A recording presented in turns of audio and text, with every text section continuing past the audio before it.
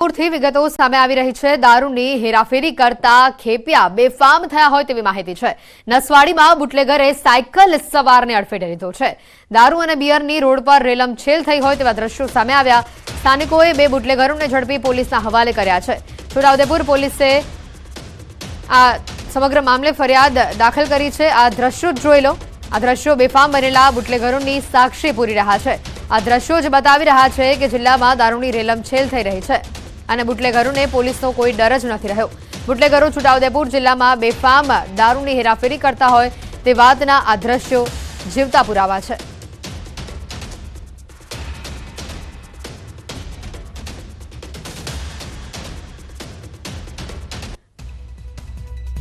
દારૂ અને બિયરની રોડ પર રેલમછેલ લઈને ન્યૂઝ 18ના પણ સવાલ।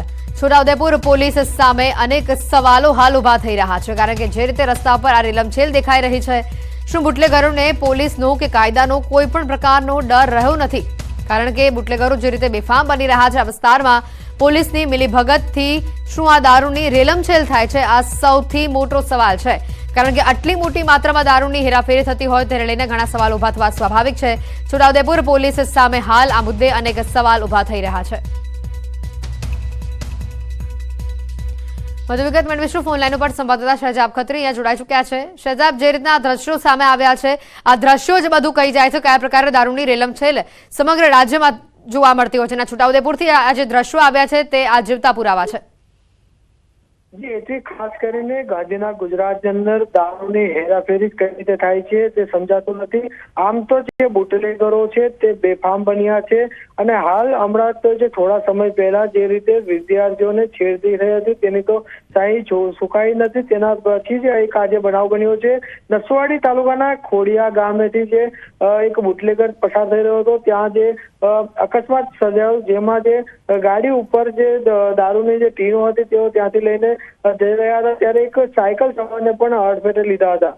આમ તો આ રીતે જે દારૂ જે લોકો અવર જવર કરતા હોય છે, આમ તો છોટાઉદેપુર જિલ્લો આદિવાસી બાहुल्य ધરાવતો જિલ્લો છે અને મધ્યપ્રદેશ અને મહારાષ્ટ્રની બોર્ડરે આવેલું જે આ નસવાડી તાલુકો છે ત્યાંથી પણ અનેક લોકો જે બુટલેગરો આવતા હોય છે। આમ તો છોટાઉદેપુર જિલ્લાની જે પોલીસ છે સતર્ક છે, પરંતુ આ રીતે કઈ રીતે આ બુટલેગરો જે ગુજરાતની અંદર દારૂ ઘુસેડવાની કરતા હોય છે તેના અનેક સવાલો છોટાઉદેપુરની અંદર હાલ જોવા મળી રહ્યા છે। આમ તો એ રીતે ઘટના ઘટી હતી ત્યાર પછી કેટલાક લોકોને રોષ હતો અને આજે ફરી પાછું દારૂની જે રોડ ઉપર રેલમછેલ થઈ છે તેના કારણે વિસ્તારના લોકોની અંદર નારાજગી જોવા મળી રહી છે।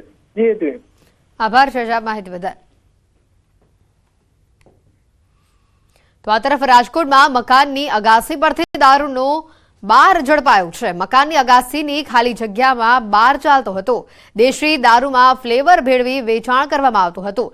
દેશી દારૂ સાથે નમકીન પણ પીરસાતું હતું। થુરાળા પોલીસે 4 આરોપીને પકડી દેશી દારૂના બારનો પર્દાફાશ કર્યો છે। આજે દ્રશ્યો સામે આવ્યા છે। અગાસી પર જ જાણે બાર ચાલતું હોય તે પ્રકારના આ દ્રશ્યો છે। દેશી દારૂની અંદર ફ્લેવર ઉમેરીને તેને વેચતા હતા, સાથે તેની સાથે નમકીન પણ અહીંયા પીરસાતું હતું। હાલ પોલીસે આ સમગ્ર મામલે દેશી દારૂના બારનો પર્દાફાશ કર્યો છે અને સાથે 4 જેટલા આરોપીને પકડી પાડ્યા છે। વધુ વિગત મેળવીશું। સંવાદદાતા અંકિત ફોન લાઈન ઉપર જોડાયા છે। અંકિત, આજે દ્રશ્યો સામે આવ્યા છે જાણે બાર ચાલતું હોય એ પ્રકારના દ્રશ્યો છે, વધુ માહિતી શું આવી રહી છે સામે? ચોક્કસ હેતવી, ખાસ કરીને વાત કરવામાં આવે તો રાજકોટ શહેરમાં સૌથી વધુ જગ્યાએ દેશી દારૂનું વેચાણ થતું હોય તો તે છે થોરાળા પોલીસ સ્ટેશન વિસ્તાર અને થોરાળા પોલીસ દ્વારા જ આજે દેશી દારૂની જે બધી છે તેને નાબૂદ કરવા માટે ગઈકાલે ચેકિંગ હાથ ધરવામાં આવ્યું હતું અને ચેકિંગ દરમિયાન 4 જેટલા આરોપીઓને ઝડપી પાડવામાં આવ્યા છે। આરોપીઓની પૂછપરછમાં તેઓ મકાનની અગાસી તો સાથોસાથ ખાલી જગ્યામાં દેશી દારૂમાં ફ્લેવર્સ ભેળવીને પોતે જે દારૂનું વેચાણ કરતા હોય તે પ્રકારની વાત છે તે પણ સામે આવી છે। તો સાથોસાથ પ્યાસીઓને દેશી દારૂ સાથે બાઇટિંગની પણ વ્યવસ્થા પૂરી પાડવામાં આવતી હોય તે પ્રકારની જે તપાસની અંતર્ગત વાત છે તે પણ સામે આવી છે। જી બિલકુલ અંકિત, ઘણી જ વાર આ વિસ્તારમાંથી દારૂ આ પ્રકારનો પકડાયું છે, દેશી દારૂની પોટલીઓ પકડાઈ છે, છતાં પણ જાણે બુટલેગરોને પોલીસનો ડર જ ના હોય તે રીતે તેઓ બેફામ બન્યા છે।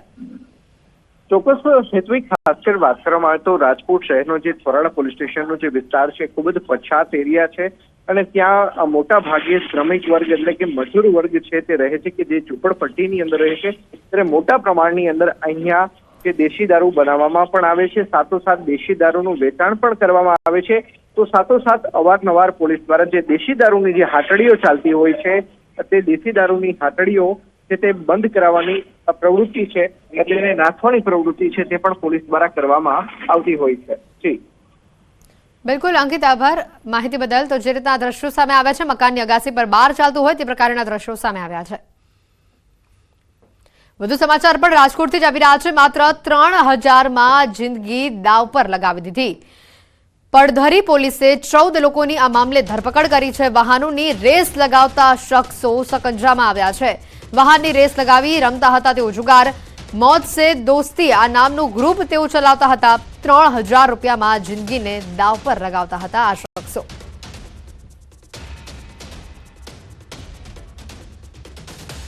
તો આ તરફ અમદાવાદથી વિગત આવી રહી છે. ક્રાઇમ બ્રાન્ચે કરોડપતિ એક્ટિવા ચોરની ધરપકડ કરી લીધી છે. માત્ર મોજ-શોખ પૂરા કરવા માટે આરોપી એક્ટિવાની ચોરી કરતો અને બાદમાં પેટ્રોલ પૂરું થઈ જતા એક્ટિવા મૂકી ત્યાંથી ફરાર થઈ જતો.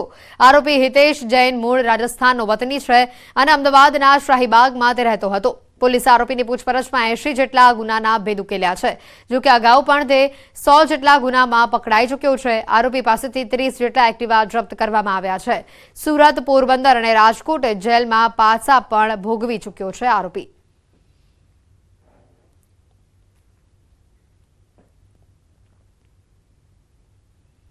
આરોપીએ બાગ બગીચા હોય, બસ સ્ટેન્ડ હોય કે જાહેર જે જગ્યાઓ છે ત્યાંથી પોતાના મોજ-શોખ માટે અથવા તો પોતાની જે જીવન જરૂરિયાતની જે એની રોજિંદી વસ્તુઓ છે એને પૂરી કરવા માટે થઈ અને આવા એક્ટિવા ચોરતો હતો. તે એક્ટિવા જે ચોરે પછી ત્યાં જેનું પેટ્રોલ પૂરું થઈ જાય ત્યાં મૂકી દેતો હતો. છોટાઉદેપુરમાં વિદ્યાર્થીનીઓની જે છેડતીને લઈને મામલો સામે આવ્યો હતો તેમાં પોલીસે વધુ 3 આરોપીઓની ધરપકડ કરી છે. સુરેશ ભીલ, સુનિલ ભીલ અને રમેશ ભીલની ધરપકડ કરવામાં આવી છે. અગાઉ અશ્વિન ભીલની પણ ધરપકડ કરવામાં આવી ચૂકી છે.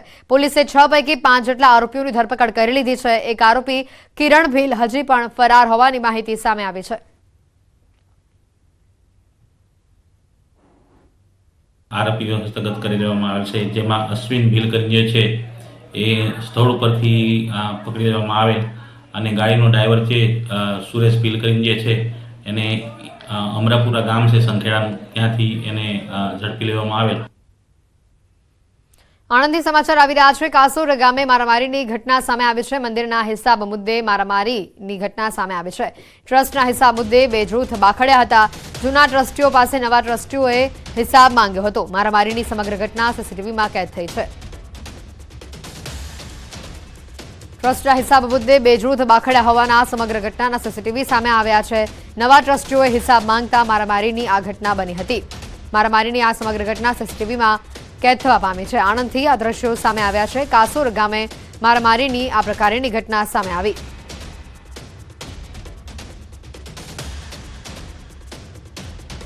વલસાડ શહેરમાં રિક્ષા ચાલકની દાદાગીરીનો વિડીયો વાયરલ થયો છે. શહેરના કોલેજ રોડ ઉપર નજીવી બાબતે રિક્ષા ચાલકે બાઇક સવારને માર માર્યો હતો. રિક્ષા ચાલકની દાદાગીરી હાજર વ્યક્તિએ મોબાઈલમાં કેદ કરી છે. રિક્ષા ચાલકની દાદાગીરી જોઈએ આસપાસના લોકો પણ એકત્ર થઈ ગયા હતા.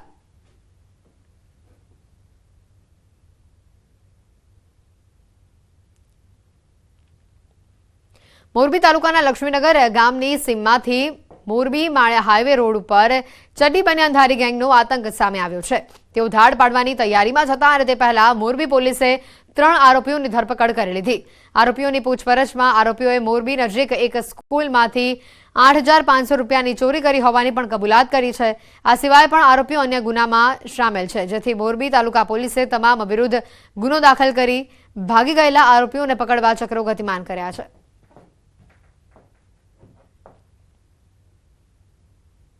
હાલમાં શિયાળાની ઋતુ ચાલતી હોય જેથી ચોરીના બનતા બનાવો અટકાવવા માટે તેમજ અગાઉ દાખલ થયેલ અનડિટેક ગુનાઓ શોધી કાઢવા માટે ઉપરી અધિકારીશ્રીઓ તરફથી આપવામાં આવેલ સૂચના અન્વયે મોરબી જિલ્લા પોલીસ દ્વારા રાત્રિ પેટ્રોલિંગ સઘન કરવામાં આવેલ હતું. જે અન્વયે મોરબી તાલુકા પોલીસ દ્વારા એક સરાહનીય કામગીરી કરવામાં આવેલ છે, જેમાં મોરબી તાલુકાના લક્ષ્મીનગર ગામની સીમમાં અન્નપૂર્ણા હોટલ નજીક સાંઈકાંઠા પાસે એક તવેરા ગાડીમાં 7 થી 8 ઈસમો શંકાસ્પદ હાલતમાં જણાઈ આવતા મોરબી તાલુકા પોલીસે નાકા ઘેરો કરી અને તે લોકોને પકડવા જતા કુલ 3 ઈસમો પકડાઈ ગયેલ છે. સ્કૂલમાં ભણતરના બદલે મજૂરીના પાઠ ભણાવવામાં આવ્યા. નર્મદાના ગાડીત ગામની સ્કૂલનો આ વિડીયો વાયરલ થયો છે. વિડીયો વાયરલ કરીને આગેવાનોએ આક્ષેપ લગાવ્યો છે. પ્રાથમિક શાળામાં બાળકો પાસે પોતું કરાવવામાં આવતું હતું. ધોરણ 8ની છાત્રાઓ પાસે શાળામાં પોતા મરાવવામાં આવતા હતા. ગામની સ્કૂલમાં શૌચાલય બંધ હાલતમાં હોવાનું અને ધોરણ 2, 3 અને 4 વચ્ચે માત્ર એક જ શિક્ષક હોવાનો પણ આક્ષેપ કરવામાં આવ્યો છે.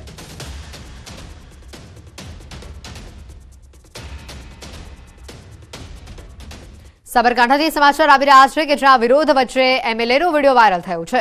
હોબાળા વચ્ચે એમએલએ રોડનું ખાતમુહૂર્ત કર્યું. બીડી ઝાલાએ વિરોધ વચ્ચે ખાતમુહૂર્ત કર્યું હોવાના સમાચાર સામે આવી રહ્યા છે. મકાનોની સેન્ટ્રલ લાઇન પાલિકાએ બદલી હોવાનો આરોપ હતો. ખાતમુહૂર્ત કરી એમએલએ ચાલતી પકડી. મહિલાઓના રોષ સામે આગેવાનોની બોલતી બંધ થઈ ગઈ.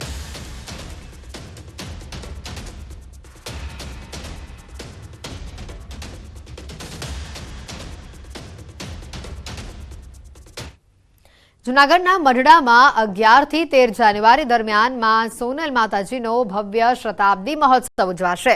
મઢડા ગામ જૂનાગઢના કેશોદથી માત્ર 15 કિલોમીટર દૂર આવેલું છે. આ ગામમાં આઈ સોનલ માતાજીનું મંદિર છે. આ ગામ લાખો ભક્તોની આસ્થાનું પરમધામ કહેવાય છે. પોષ સુદ બીજના દિવસે માતાજીનો જન્મદિવસ પૂરી દુનિયામાં ઉજવાય છે. માતાજીના જન્મદિવસને લઈને લોકો સોનલ બીજ તરીકે પણ ઉજવે છે. જ્યારે સોનલ બીજ આવે છે ત્યારે તેના ભક્તો મઢડા અચૂક આવતા હોય છે. સતત સમાજનું મળવું બહુ જરૂરી છે. તો એ ન્યાયે આઈમાં નવરાત્રિ ઉત્સવ કરતા આ 100 મહિને નવરાત્રિ ઉજવે 25 વર્ષ પછી 50 વર્ષ પછી બનુમાએ ચૈત્ર મહિના પર નવરાત્રા ચાલુ કર્યા. આજે અહીં મઢડા મંદિરે બહુ નવરાત્રિનું મહાત્મ્ય છે. આ 8 તારીખ આઈમાનો ઇંગ્લિશમાં જન્મદિવસ છે. પૌષ સુદ 80 એટલે એ આઈમાનો જન્મદિવસ છે. 13 તારીખે 11, 12, 13નો મહામૂલો પ્રસંગ ઉજવાઈ રહ્યો છે. છોટાઉદેપુરમાં છેડતી પ્રકરણ બાદ નવી બસો શરૂ કરવામાં આવી છે. નસવાડી બોડેલી એસટીની બસ શરૂ કરાઈ છે. કોસિન્દ્રા શાળાના બાળકો માટે શાળા સમયે નવી બસ શરૂ કરાઈ છે. સવારે 9 વાગે નસવાડીથી ઉપડી કુંડિયા, વાસણા, કોસિન્દ્રાથી બોડેલી જશે તો સાંજે 4:30 વાગે બોડેલીથી નીકળી નસવાડી સુધી આ બસ જશે. અગાઉ બસના અભાવે ખાનગી વાહનોમાં જતી વિદ્યાર્થીનીઓ સાથે છેડતીનો બનાવ બન્યો હતો. વિદ્યાર્થીનીઓની છેડતીના મામલે વારંવાર વાલીઓ શિક્ષકો દ્વારા બસોની જે માંગ કરવામાં આવી હતી, આખરે જ્યારે આ માંગ સંતોષાઈ હોય તે પ્રકારના સમાચાર સામે આવી રહ્યા છે.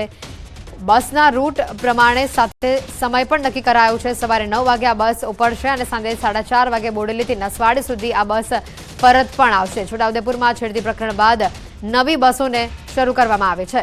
નસવાડી બોડેલી એસટી બસને શરૂ કરવામાં આવી છે. સવારે 9 વાગે કોસિન્દ્રા શાળાના સમયે આ નવી બસને શરૂ કરવામાં આવી છે. 9 વાગે નસવાડીથી ઉપડીને બોડેલી સુધી આ બસ જશે અને તે બાદ સાંજે 4:30 કલાકે બોડેલીથી નસવાડી સુધી આ બસ આવશે. વધુ વિગત મેળવીશું. સંવાદદાતા શહેજાબ અહીંયા જોડાયા છે. શહેજાબ, આ બસ શરૂ થતા વાલીઓ શિક્ષકોમાં કેવો માહોલ જોવા મળી